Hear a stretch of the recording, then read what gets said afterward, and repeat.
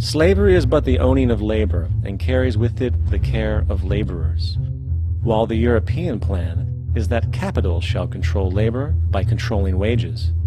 This can be done by controlling the money. It will not do to allow the greenback, as we cannot control that.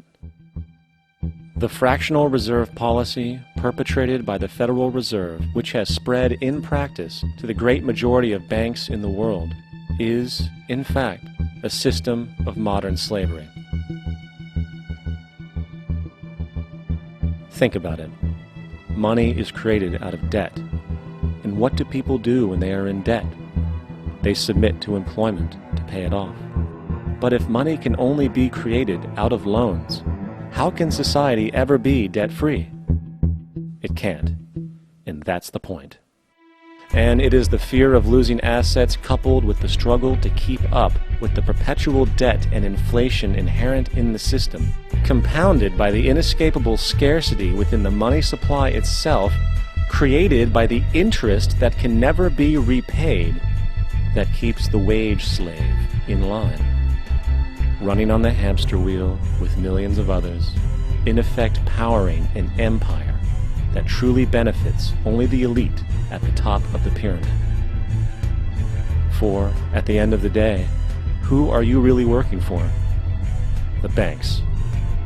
Money is created in a bank and invariably ends up in a bank. They are the true masters, along with the corporations and governments they support. Physical slavery requires people to be housed and fed.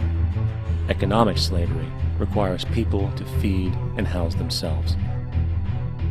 It is one of the most ingenious scams for social manipulation ever created, and at its core, it is an invisible war against the population.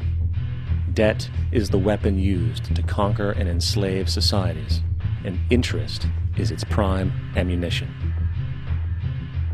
And as the majority walks around oblivious to this reality, the banks, in collusion with governments and corporations, continue to perfect and expand their tactics of economic warfare, spawning new bases, such as the World Bank and International Monetary Fund, while also inventing a new type of soldier, the birth of the economic hitman.